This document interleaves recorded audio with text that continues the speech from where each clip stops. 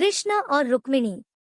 विदर्भ देश के राजा भीष्मक के 5 पुत्र और एक पुत्री थी। पुत्री का नाम रुक्मिणी था, जो समकालीन राजकुमारियों में सर्वाधिक सुंदर और सुशील थी। उससे विवाह करने के लिए अनेक राजा और राजकुमार आए दिन विदर्भ देश की राजधानी की यात्रा करते रहते थे।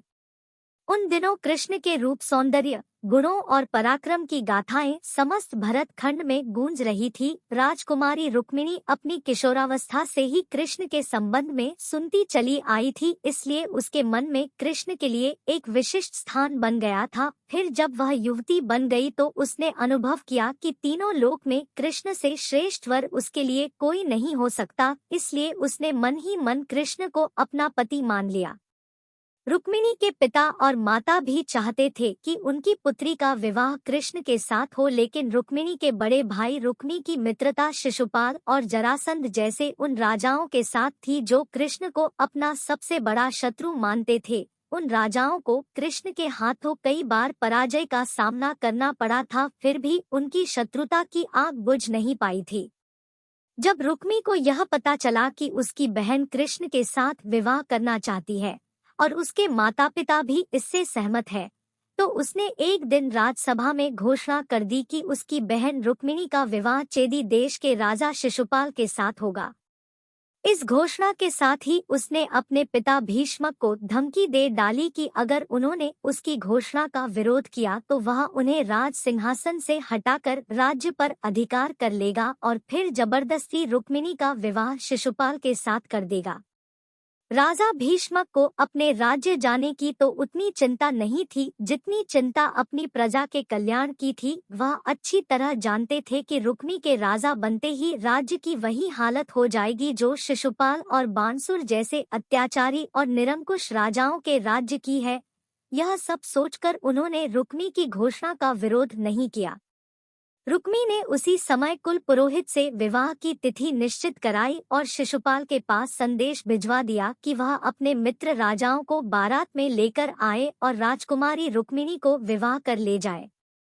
जब रुक्मिणी को अपने बड़े भाई की इस करतूत का पता चला तो वह बहुत दुखी हुई। उसने मन ही मन कृष्ण को अपना पति मना लिया था और यह आर्य कन्याओं के धर्म के विरुद्ध था कि जिसे वह पति के रूप में वरण कर ले, उसके होते हुए किसी दूसरे व्यक्ति को अपना पति बनाए।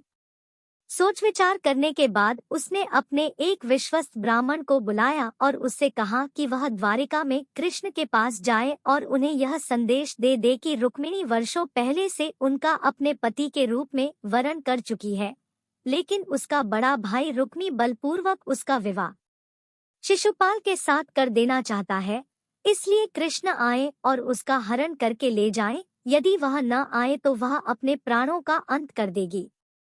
रुक्मिणी का संदेश लेकर ब्राह्मण उसी समय द्वारिका की ओर चल दिया और कुछ दिनों बाद द्वारिका में पहुंच गया। जब कृष्ण को उस ब्राह्मण द्वारा रुक्मिणी का संदेश मिला तो कृष्ण ने उसे वचन दे दिया कि भले ही शिशुपाल, जरासंध आदि राजाओं की विशाल सेनाओं से उन्हें भीषण युद्ध क्यों न करना पड़े, वह उसे उन सब के बीच से उठा लाएंगे। कृष्ण ने उसी समय अपने सारथी को रथ तैयार करने की आज्ञा दी और ब्राह्मण को साथ लेकर कुंदिनपुर की ओर चल पड़े। कृष्ण के जाते ही बलराम को उनके कुंदिनपुर जाने की सूचना मिल गई। उन्होंने यादवों की सेना की एक शक्तिशाली टुकड़ी को अपने साथ चलने का आदेश दिया और द्वारिका से इतनी तेजी से प्रस्थान किया कि वह भी सेना सहित कृष्ण के पीछे पीछे ही कुंदिनपुर पहुंच गए। कृष्ण और बलराम के पहुंचने से पहले ही शिशुपाल अपने साथी राजाओं की विशाल सेनाओं के साथ कुंदिनपुर पहुंच चुका था। शिशुपाल के मित्र जरासंध, शाल्व, पौंड्रक, दंत, वकब और विदुरथ आदि अनेक राजाओं की कई अक्षौहिणी सेना बारात में सम्मिलित थी। विवाह के दिन सुबह ही परंपरा के अनुसार रुक्मिणी अपनी सहेलियों तथा अन्य महिलाओं के साथ गौरी पूजन के लिए नगर से बाहर बनाए गए मंदिर में पूजा करने गई। रुक्मिणी के संदेश वाहक ब्राह्मण द्वारा कृष्ण को इस बात का पता चल चुका था, इसलिए वह रथ लेकर मंदिर के पीछे पहुंच गए।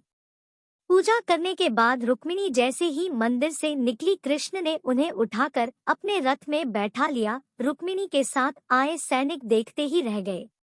जब शिशुपाल और उसके साथी राजाओं को रुक्मिणी हरण का समाचार मिला तो वे अपनी अपनी विशाल सेना लेकर कृष्ण को पकड़ने के लिए चल दिए। रुक्मिणी का बड़ा भाई रुक्मी भी अपने चारों भाइयों और अपनी सेना के साथ कृष्ण के पीछे पीछे चल दिया।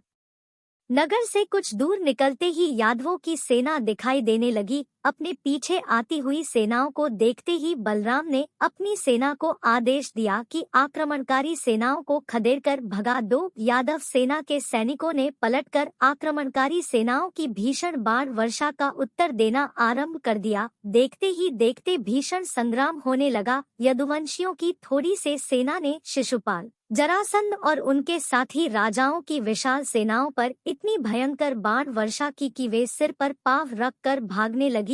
अपनी सेनाओं का सहार होते और उन्हें भागते देख शिशुपाल और उसके साथी राजा भी अपने प्राण बचाकर भाग गए। शिशुपाल और उसके साथी राजाओं की सेनाओं को पीठ दिखाकर भागते देख रुक्मी के क्रोध की कोई सीमा न रही। वह अकेला ही कृष्ण का पीछा करने लगा।